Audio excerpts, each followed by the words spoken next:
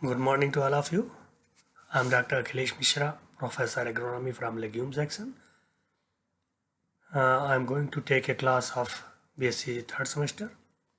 Course code is AGR211 and course name is Crop Production Technology of Kharif Pulses. Today's topic is tillage, land configuration and subsoiling. First of all, it is very important to know that what is the tillage.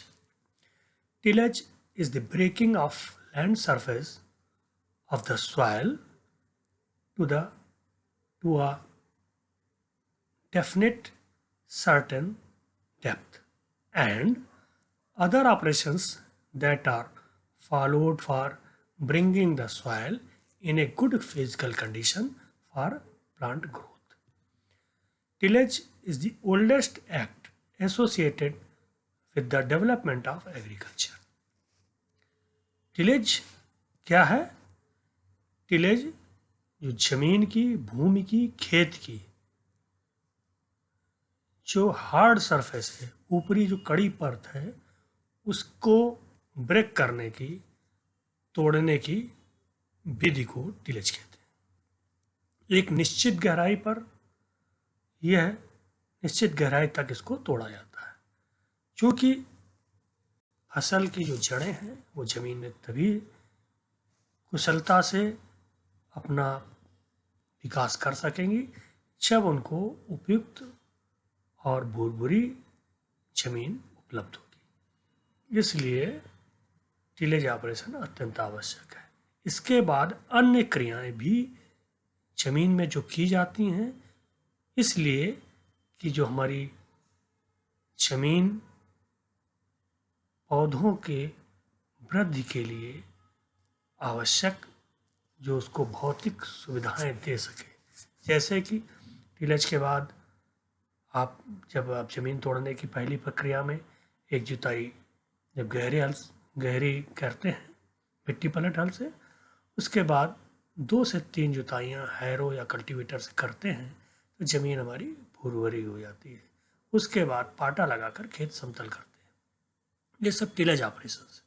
इसका मतलब ये हुआ कि जमीन की जो भौतिक अवस्था है उसको हम अपनी फसल की जड़ों के लिए, फसल की वृद्धि के लिए उपयुक्त बनाते हैं। जमीन की जुताई करने, पाटा लगाने से ये फायदा है कि जब हम ऊपरी हार्ड सरफेस को तोड़ देते हैं और 2 से 3 जुताइयाँ करते हैं तो हमारी जो जड़ों को विकास के लिए रंध्रावकाश यानी कि जड़ों को शोषण के लिए जो आवश्यकता है, जैसे मिट्टी के ढेले बन जाते हैं, उसमें कहीं कहीं पर मिट्टी बहुत कॉम्पैक्ट हो जाती है जिसमें वायु संचार अवरुद्ध हो जाता है।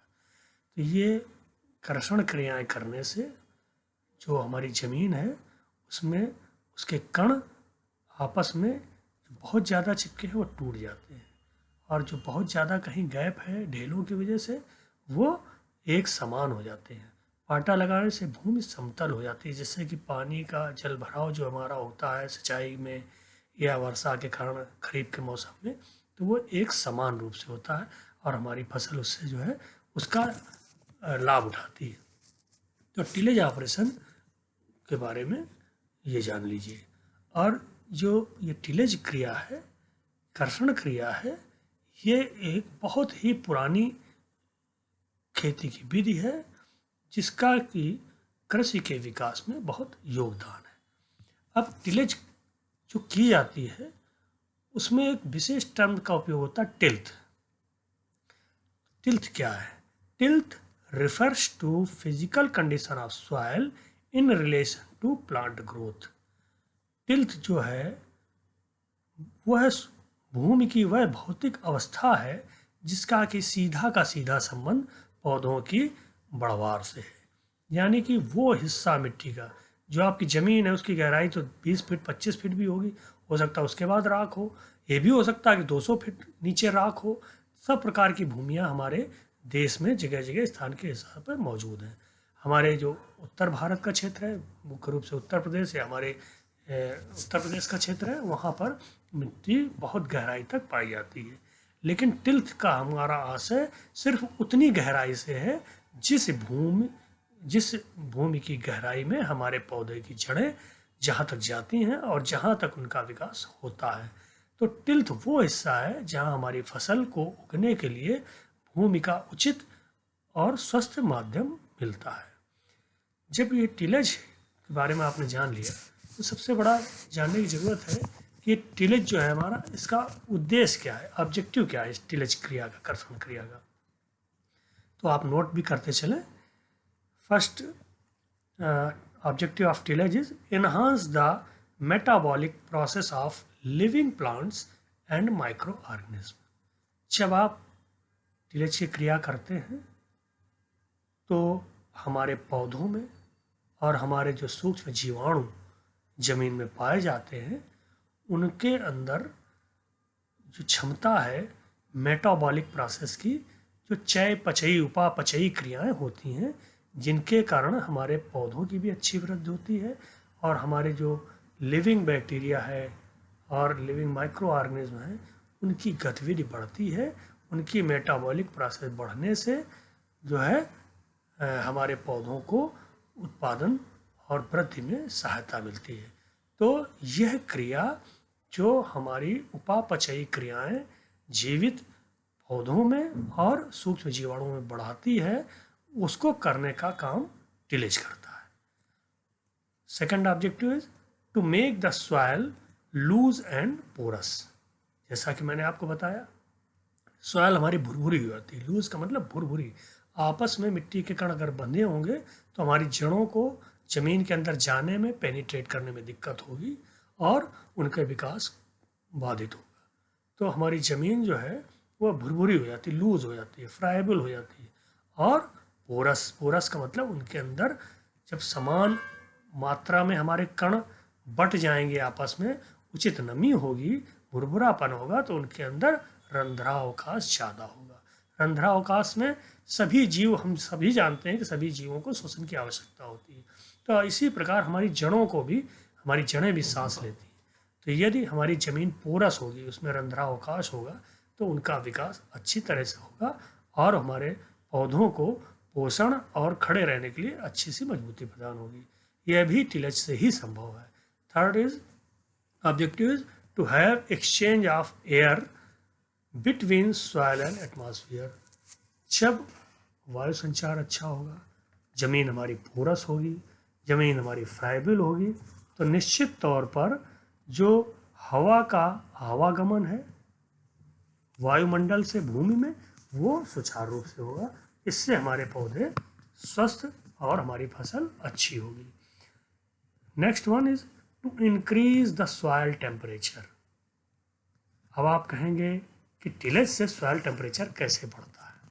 ये बहुत ही महत्वपूर्ण है। जब हम कर्षण क्रिया करते हैं और हमारे जो मिट्टी के कण हैं ये समान रूप से जब व्यवस्थित हो जाते हैं तो हमारे जो सॉइल का टेम्परेचर है ड्यू टू पोर्स जो है ये बढ़ जाता है। अगर कॉम्पैक्ट सॉइल होगी तो उस हिसाब से उतना तापक्रम जो है हमारी ज़मीन में नहीं होता है।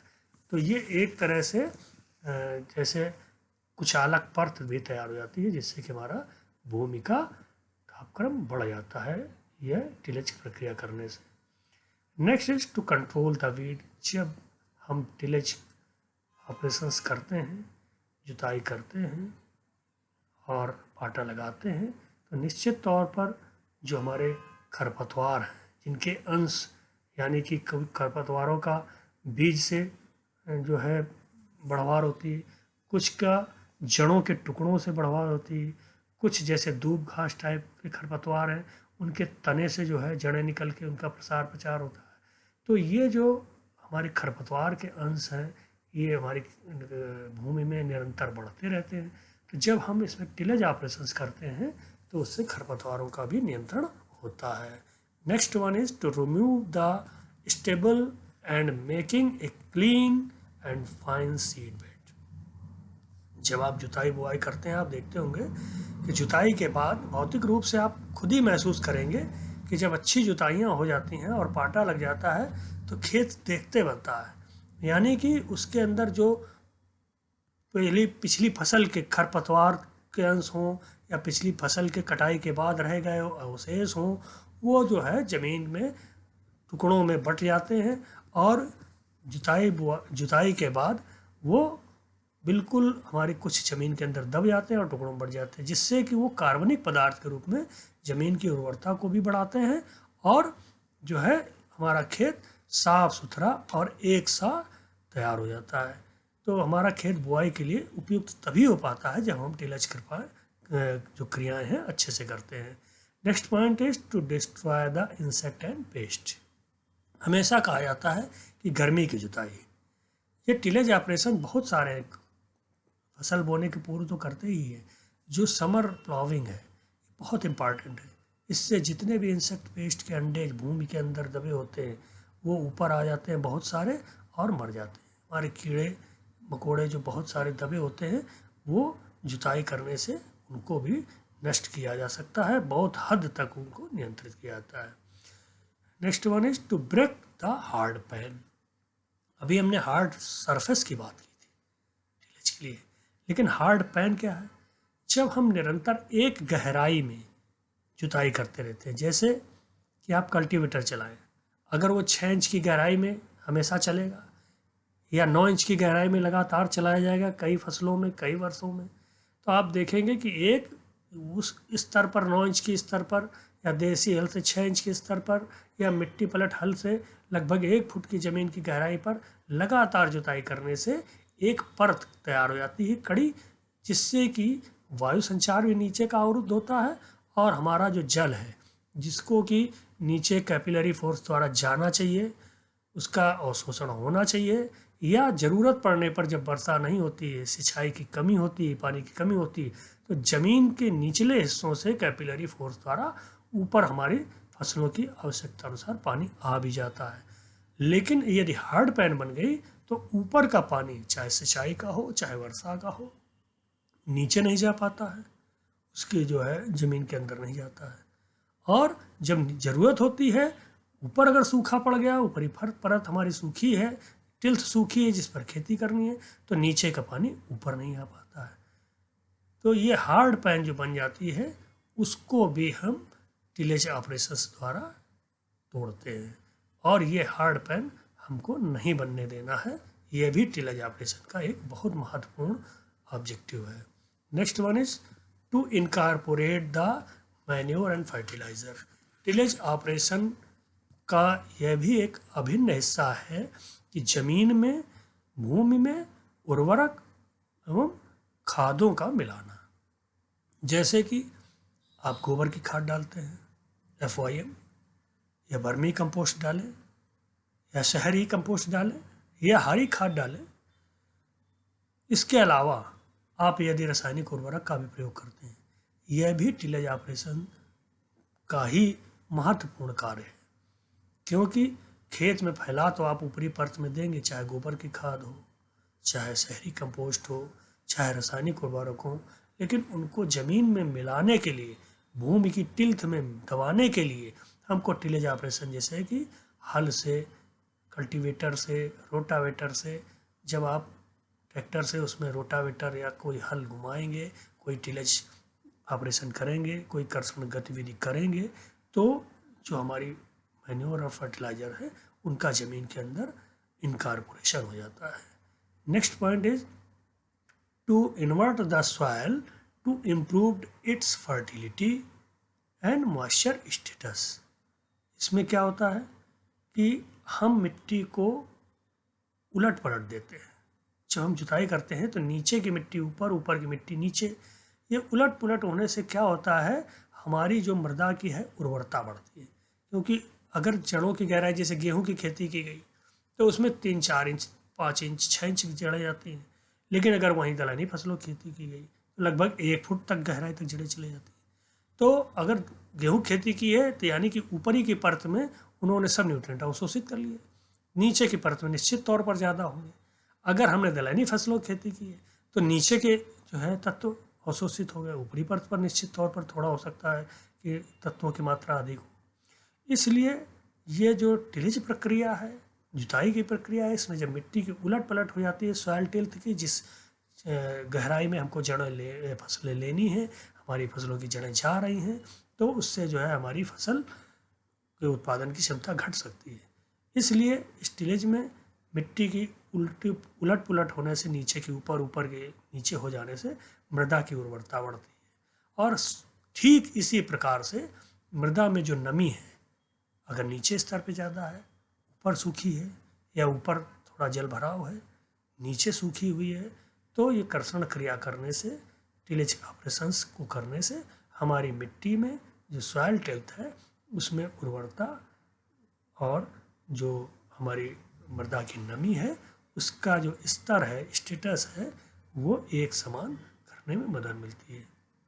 इसके अलावा इसी दौरान जो सॉइल की जो संरचना है, जो उनके अंदर रंध्रावकाश है, जो उसकी भौतिक परिस्थिति है, जो बल्क डेंसिटी है, जो आप उसका भूमि का रंग है, कलर है, सॉइल कलर है, और सॉइल टेम्परेचर, ये सभी चीज़ें टिलेज ऑपरेशन से अच्छी तरह से मेंटेन हो जाती हैं।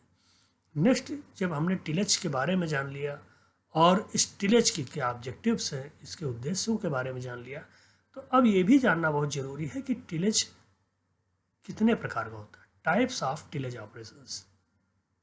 देखिए, mainly tillage operations are two types.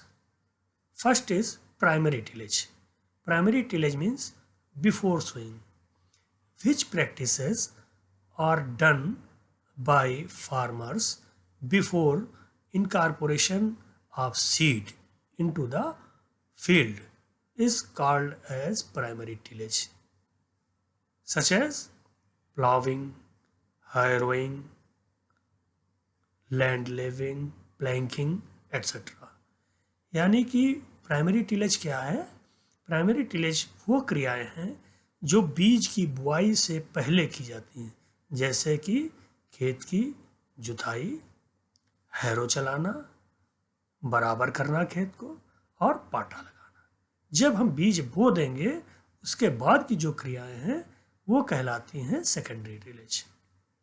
Secondary tillage means which tillage practices are done after the sowing of seed is known as secondary tillage. For example, it was planking, weeding, etc. आप पाटा कब लगाते हैं खेत में? एक तो ढेले तोड़ने के लिए पहले करते हैं, जो पहले पाटा लगाएंगे बुआई से पूर्व वो प्राइमरी टिलेज. लेकिन सीड ड्रिल से आप बुआई करें या बैलों के द्वारा नाई छुंगा से बुआई करें, उसके बाद जब आप पाटा लगाते हैं वो प्लैंकिंग आपकी सेकेंडरी टिलेज में आएगी. और वीडिंग, खरपतवारों का जो है नियंत्रण, निराई गुड़ाई जिसको कहते हैं, यह यंत्रों के माध्यम से भी किया जा सकता है और मैनुअली हाथ के द्वारा खुरपी से भी किया जा सकता है. यह क्रिया आपकी सेकेंडरी टिलेज में आती है.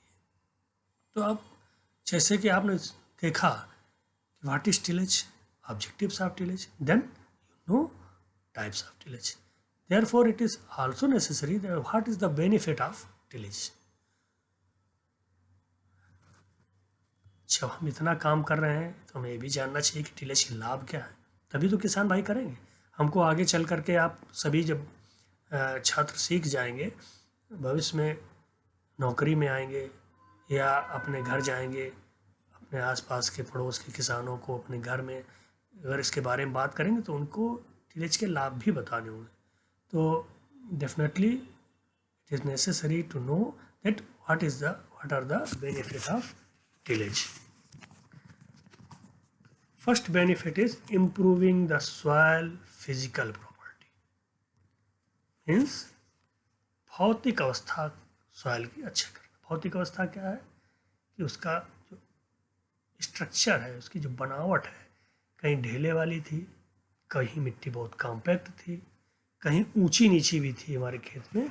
उसको क्या करना है, हमको उसको मेंटेन करना है. टिलेज से ये लाभ है कि मेंटेन हो जाती है. ढेले वाली है तो ढेले टूटेंगे, हार्ड पैन या सरफेस में पैन है तो पैन टूटेगी. और यदि ऊबड़ खाबड़ ज़मीन है, ऊंची नीची ज़मीन है, तो उसकी लेवलिंग करने पर जो है जो हमारी ज़मीन की भौतिक अवस्था है वो सुधर जाएगी। Second is improve the soil texture. निश्चित तौर पर सॉइल का टेक्सचर भी सुधरेगा, क्योंकि आपके ढेले थे, अब आपने उसको जो है उचित नमी में ओट की दिशा में बढ़िया से आपने जो है उसमें जुताई कर दी और प्लैंकिंग कर दी, तो निश्चित तौर पर सॉइल की संरचना भी सुधरेगी। And third one is improve the pore space. Pore space रंध्रता, सरंध्रता, अणुओं के बीच में बराबर दूरी होने से वायु संचार अच्छा हो जाता है, तो इसके अंदर जमीन पोरस कहलाती है, भुरभुरी हो जाती है। एंड बल्क डेंसिटी भी बढ़ जाती है, इससे भी बहुत बड़ा हमारी फसलों को फ़ायदा होता है।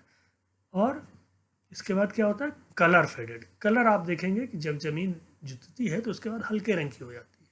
हल्के रंग की क्यों? क्योंकि उसमें जो नमी का जो प्रतिशत है वो नीचे की मिट्टी ऊपर आने से और ऊपर के नीचे जाने से एक सा हो जाता है, तो जो मिट्टी का इसका जो है कलर भी अच्छा हो जाता है। और ऑप्टिमाइज सॉइल टेम्परेचर, हमने बताया कि जब उसकी रंध्रता और समानता कणों के बीच की अच्छी हो जाती है तो सॉइल टेम्परेचर जो है वो भी मेंटेन हो जाता है। Retention depth of soil moisture, क्योंकि इससे क्या होता है, retention of soil depth and moisture, जमीन के अंदर जो नमी है वो बनाए रखने में मदद मिलती है ये टिलेज करने के बाद। और जैसा कि पहले हो चुका है, ये भी लाभ है कि हार्ड पैन टूट जाती है। मैनेजमेंट ऑफ क्रॉप रेजिड्यू, जो फसल के अवशेष हैं वो बताया था, वो नष्ट हो जाते हैं, ये भी इसका लाभ है। Killing of insect, pests and weeds, tillage operation करने से जो जमीन के अंदर खरपतवारों के अंश हैं, कीड़े मकोड़ों के अंडे हैं, उनके अंश हैं, उनको बहुत हद तक टिलेज ऑपरेशन करने से उनसे निजात पाई जा सकती है। इसके बाद बहुत कभी कभी जहाँ देखिए मिट्टी में भूमि में जल का भराव होता है, वहाँ एक ऊपर लेयर बन जाती है ज़मीन में, जिसको क्रस्ट बोलते हैं। तो break the soil crust and incorporate the fertiliser, है ना, टू इंक्रीज द प्रोडक्टिविटी। यानी कि आप जो अर्थ क्रस्ट ऊपर पपड़ी बन जाती है उसको भी आप इंटरकल्चर ऑपरेशन से तोड़ते हैं। प्राइमरी टिलेज में भी तोड़नी पड़ सकती है और सेकेंडरी में तो निश्चित तौर पे ही खरीफ के मौसम में जब बुआई के बाद बरसात हो जाती है तो एक ऊपर परत अक्सर बन जाती है, तो उसको भी जो है अर्थ क्रस्ट को भी तोड़ना होता है। फिर ये सब प्रक्रिया हम करते क्यों हैं? क्योंकि हमें खेत की फसल की प्रोडक्टिविटी बढ़ानी है। तो ये जो सब सॉइलिंग की बात है, जो ज़मीन के अंदर की क्रियाएं हैं, सब सॉइलिंग हो गई। तो आज के चैप्टर में आपने भली प्रकार से समझ लिया होगा कि what is the tillage, tilth and objectives of tillage and benefits of tillage.